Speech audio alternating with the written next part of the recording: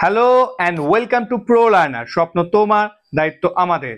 প্রত্যেক দিনের মতো আজকেও হাজির তোমাদের প্রিয় class GK of the day নিয়ে। আজ ক্লাস নম্বর 15 আর আমি রানা মণ্ডল। এখানে আলোচনা করব কিছু গুরুত্বপূর্ণ জিকে এবং সঙ্গে তার এক্সপ্লেনেশন। জিকে এমসিকিউ সঙ্গে এক্সপ্লেনেশন, যেগুলো আপকামিং পরীক্ষা যেমন WBCS, WBP, KP, rail, MTS, CGL প্রভৃতি পরীক্ষার জন্য গুরুত্বপূর্ণ হতে চলেছে। যদি ভিডিওটি দেখে উপকৃত হও তাহলে অবশ্যই সাবস্ক্রাইব করো আমাদের ইউটিউব চ্যানেল প্রো লার্নার। চলো শুরু করা যাক।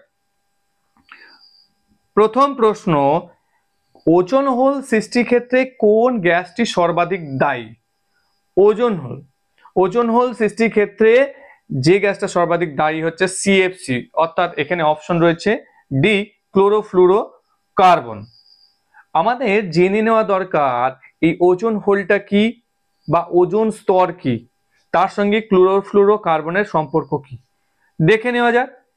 দেখো, সবার আগে আমাকে দেখতে হবে ওজোন কি। What is ozone? ওজোন হচ্ছে অক্সিজেনের একটা অ্যালাক্ট্রোপিক ফর্ম। অক্সিজেনের একটা অ্যালাক্ট্রোপিক ফর্ম যার রাসায়নিক সংকেত হচ্ছে O3। ওজোন স্তর, এই ওজোন পুরো বায়ুমণ্ডলে খুব কম পরিমাণ রয়েছে, তবে আমরা স্ট্র্যাটোস্ফিয়ারে গেলে দেখতে পাবো এই ওজোন স্তর বেশি মাত্রায় রয়েছে।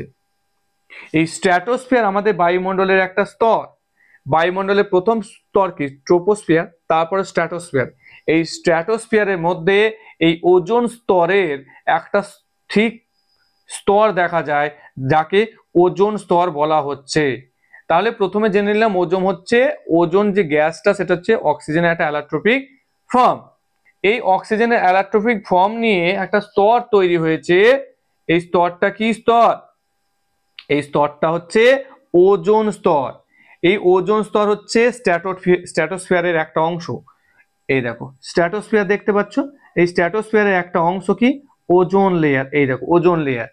এই ওজোন লেয়ারের কাজ কি? পৃথিবীকে অতিবেগুনি রশ্মি, যেটা সূর্য থেকে আসছে যে অতিবেগুনি বা আল্ট্রাভায়োলেট রে, সেই বিকিরণ থেকে বাঁচায়। অর্থাৎ এই ইউভি রে বা অতিবেগুনি রশ্মি যদি পৃথিবীতে প্রবেশ করে সেক্ষেত্রে এটা ক্ষতিকারক মানব সভ্যতার ক্ষেত্রে। আর এই ওজোন স্তরে O3 যে গ্যাসটা রয়েছে এ অনেকটা বেশি ঘনত্ব রয়েছে।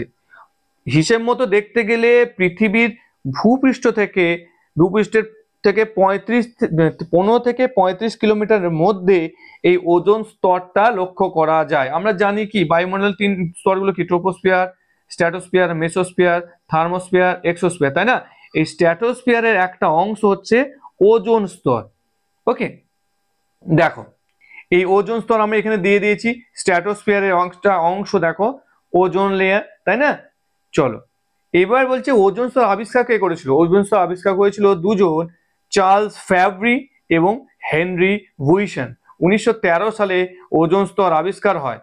এই ওজোন স্তরের যে পুরুত্ব, যেটা মাপার জন্য ব্যবহার করা হচ্ছে কি? Dobson unit. পরীক্ষাতে বারবার দেয় যে ওজোন স্তরের থিকনেস মাপার জন্য কোন ইউনিট ব্যবহার করা হয়, সেটা হচ্ছে ডবসন ইউনিট। ওকে, এবার ওজোন স্তরে ক্ষয় কেন হচ্ছে রিসেন্টলি? ওজোন স্তর ক্ষয় হলে তো মানব সভ্যতার একটা ক্ষতি হয়ে যাবে। এবার ওজোন স্তরে কেন ক্ষয় হয়ে যাচ্ছে তার পিছনে কারণ রয়েছে।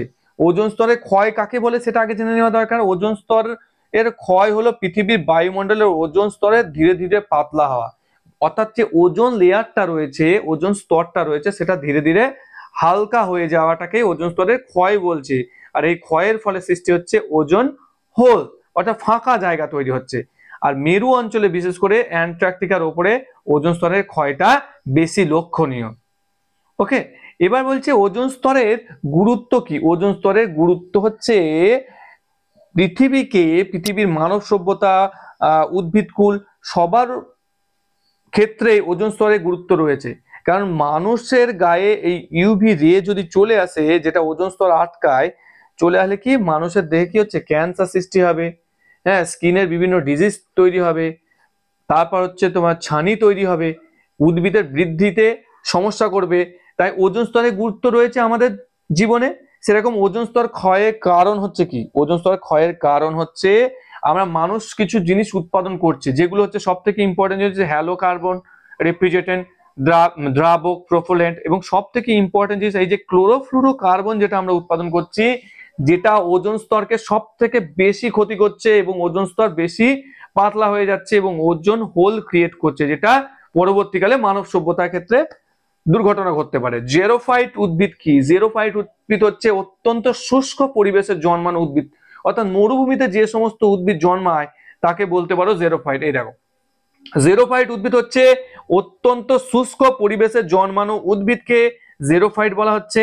আর এই জেরোফাইট এগুলো সাধারণত মরুভূমিতে জন্মায়, যেখানে জলের অভাব প্রচন্ড রয়েছে, এই মরুভূমিতে জন্মায়। যেমন এই দেখো ক্যাকটাস জাতীয় জিনিসগুলো, যেমন বাবলা, ফণিমনসা, ক্যাকটাস, এইগুলো হচ্ছে জেরোফাইট উদ্ভিদ। ওকে, নেক্সট বিষয় দেখো, প্রজেক্ট টাইগার ভারতে কত সালে লঞ্চ হয়? প্রজেক্ট টাইগার অর্থাৎ টাইগারকে কনজার্ভ করার জন্য, টাইগারকে সংরক্ষণ করার জন্য, এই বন্যপ্রাণীকে সংরক্ষণ করার জন্য ভারত সরকারের যে পরিবেশ মন্ত্রক এই প্রজেক্ট টাইগার লঞ্চ করেছিল, সেটা হচ্ছে 1973 সালে ভারতে প্রজেক্ট টাইগার লঞ্চ করা হয়। এই প্রজেক্ট টাইগারের গুরুত্ব রয়েছে। প্রজেক্ট টাইগার 1973 সালে লঞ্চ করছে ভারতের পরিবেশ, বন ও জলবায়ু পরিবর্তন মন্ত্রক। এটার দ্বারা কি হচ্ছে, মানে এই যে বাঘ যে সংরক্ষণ, এদের প্রজাতিটা বিলুপ্ত হয়ে যাচ্ছে, এই যে প্রজাতিটাকে রক্ষা করার জন্য এই প্রজেক্ট টাইগার লঞ্চ করা হয়। এবার বলছে সব থেকে বড় টাইগার রিজার্ভ কি? এই প্রজেক্ট টাইগারের আন্ডারে কি হয়েছে, অনেক বড় বড় টাইগার রিজার্ভ কে মানে আওতায় নিয়ে আসা হয়েছে। এর মধ্যে সব থেকে বড় যেটা টাইগার রিজার্ভ, সেটা হচ্ছে অন্ধ্রপ্রদেশের অন্ধ্রপ্রদেশ এবং তেলেঙ্গানার নাগার্জুন সাগর শ্রীশালম টাইগার রিজার্ভ। এই দেখো লোকেশনটা দেখো, একদম তেলেঙ্গানা এবং অন্ধ্রপ্রদেশের বর্ডারে অবস্থিত। এটা হচ্ছে ভারতের বৃহত্তম টাইগার রিজার্ভ। এটা হচ্ছে অন্ধ্রপ্রদেশ এবং তেলেঙ্গানাতে অবস্থিত নাগার্জুন সাগর শ্রীশৈলম টাইগার রিজার্ভ। এটা ভারতের বৃহত্তম টাইগার রিজার্ভ। বাসেল সম্মেলন, দেখো আজকের যে ক্লাসটা হচ্ছে এটা এনভায়রনমেন্ট রিলেটেড করেছি। আর যদি ভিডিওটি ভালো লাগে, মানে তোমরা যদি উপকৃত হও, অবশ্যই সাবস্ক্রাইব করো আমাদের YouTube channel pro learner. Basil সম্মেলন কোন নিচের পদ্ধতিকে নির্দিষ্ট করে? বাসেল সম্মেলন খুব গুরুত্বপূর্ণ বিষয়। বাসেল সম্মেলন হচ্ছে বিভিন্ন দেশের মধ্যে যে বিপজ্জনক পণ্য, যে আমরা ওয়েস্ট বা বর্জ্য পদার্থ উৎপাদন করি, সেইগুলো যাতে আন্তর্জাতিক সীমানা চলাচল না করে, অর্থাৎ এদেশ থেকে মনে করো ডেভেলপ কান্ট্রি থেকে আন্ডার ডেভেলপ বা ডেভেলপিং কান্ট্রিতে এই যে ধরনের পণ্যগুলো যাতে না এসে পৌঁছায়, এই বিষয়টা রক্ষা করা অর্থাৎ বিভিন্ন দেশের মধ্যে যে বিপজ্জনক বর্জ্যের আন্তঃসীমান্ত চলাচল নিয়ন্ত্রণ করার একটা আন্তর্জাতিক নির্দেশিকা। এইটা হচ্ছে বাসেল সম্মেলন, খুব গুরুত্বপূর্ণ। এই সম্মেলনটার গুরুত্ব রয়েছে আমাদের। এবার এই বাসেল সম্মেলন হচ্ছে কি, কবে হয়েছিল? এই বাসেল সম্মেলন হয়েছিল 1989 সালে সুইজারল্যান্ডের বাসেলে এই সম্মেলনটাও অনুষ্ঠিত হয়েছিল, যার উদ্দেশ্য বিপজ্জনক পণ্য এবং তাদের আন্তঃসীমান্ত গতিবিধি নিয়ন্ত্রণ। বাসেল সম্মেলন। তারপরে দেখো, শিকারী এবং প্রকৃতিবিদ জিম করবেটের নাম অনুসারে কোন ন্যাশনাল পার্কটির নামকরণ করা হয়েছে? খুব গুরুত্বপূর্ণ। আমরা জানি হেইলি ন্যাশনাল পার্ক যেটা আছে না, সেটা পরবর্তীকালে জিম করবেট, যিনি প্রকৃতিবিদ এবং শিকারী, তার নাম অনুসারে নামকরণ করা হয়েছে। শিকারী এবং প্রকৃতিবিদ হেইলি ন্যাশনাল পার্ক, এটা একটা বিশেষ গুরুত্ব রয়েছে। ভারতের যে প্রথম ন্যাশনাল পার্ক কি হচ্ছে কি, জিম করবেট ন্যাশনাল পার্ক, যার পূর্ব নাম হচ্ছে কি Hailey national park. Jim Corbett national পার্কের পূর্ব নাম হচ্ছে হেইলি ন্যাশনাল পার্ক, যেটা উত্তরাখণ্ডে অবস্থিত। এটা 1936 সালে প্রতিষ্ঠিত।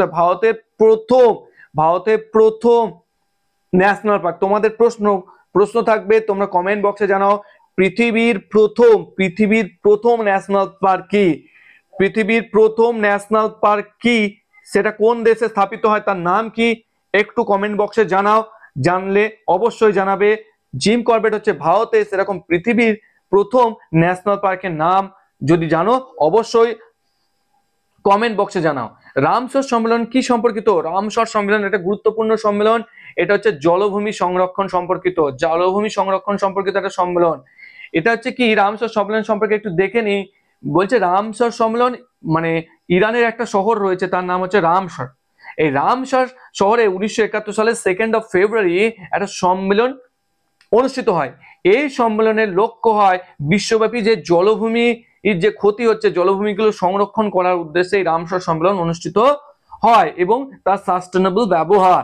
এই রামসর সম্মেলনের প্রধান উদ্দেশ্য হচ্ছে জলভূমি সংরক্ষণ ইরানের রামসার শহরে অনুষ্ঠিত হয়।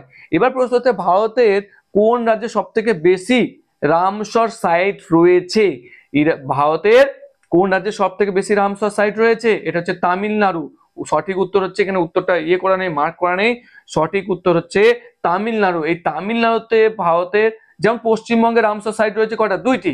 এই দেখো দেওয়া আছে, পশ্চিমবঙ্গে রামসর সাইট রয়েছে 2টে, কিন্তু তামিলনাড়ুতে রামসর সাইট রয়েছে কয়টি? 18টি রামসর সাইট রয়েছে। বোঝো, তামিলনাড়ুতে 18টি রামসর সাইট রয়েছে, আর পশ্চিমবঙ্গে 2টি। জানি আমরা পূর্ব কলকাতা জলভূমি এবং সুন্দরবন লেটেস্ট 2019 সালে রামসর সাইটের তকমা পেয়েছে। কিন্তু ভারতের মধ্যে যে রাজ্যে সব থেকে বেশি রামসর সাইট রয়েছে সেটা হচ্ছে তামিলনাড়ু।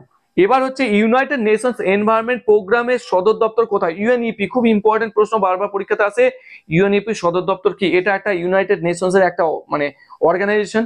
এটা হচ্ছে, এর সদর দপ্তর হচ্ছে নাইরোবি, কেনিয়াতে হচ্ছে এর সদর দপ্তর। ইউএনইপি সদর দপ্তর হচ্ছে নাইরোবি, কেনিয়া।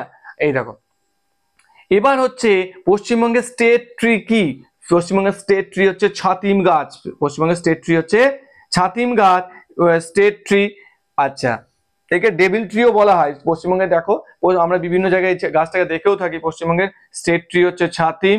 সেরকম পশ্চিমবঙ্গের স্টেট অ্যানিমাল কিন্তু হচ্ছে কি? মেছো বিড়াল। আর পশ্চিমবঙ্গের স্টেট ফ্লাওয়ার হচ্ছে শিউলি। পশ্চিমবঙ্গের স্টেট ফ্লাওয়ার হচ্ছে শিউলি। এরকম ক্লাস বারবার যদি পেতে চাও অবশ্যই সাবস্ক্রাইব করো এবং বন্ধুদের মাঝে শেয়ার করো, আমাদেরকে মানে উৎসাহ দাও। আর যদি ভালো লাগে অবশ্যই সাবস্ক্রাইব করবে চ্যানেলটিকে। সুইডেনে united nations conference on human environment নামক কনফারেন্স কত সালে অনুষ্ঠিত হয়? দেখো, এটা মানে প্রথম এনভায়রনমেন্ট একটা সম্মেলন, এটা 1972 সালে এই সম্মেলনটা অনুষ্ঠিত হয়, United nations conference on human environment. এই দেখো, এটা স্টকহোম, সুইডেন অনুষ্ঠিত হয়। এটা স্টকহোম সম্মেলন নামে পরিচিত। 1972 সালে একটা এনভায়রনমেন্ট সম্মেলন। ভিডিওটি যদি ভালো লাগে, যদি মনে হয় যে এটা থেকে উপকৃত হবে তোমরা, ডেফিনেটলি সাবস্ক্রাইব করো আমাদের ইউটিউব চ্যানেল, সঙ্গে লাইক শেয়ার করো এবং কমেন্ট বক্সে কমেন্ট করো। আর তোমাদের আজকের প্রশ্ন থাকলো যে পৃথিবীর প্রথম ন্যাশনাল পার্কের নাম কি? তোমরা কমেন্ট বক্সে জানাও। যদি ভিডিওটি ভালো লাগে অবশ্যই সাবস্ক্রাইব করো। ধন্যবাদ, থ্যাংক ইউ।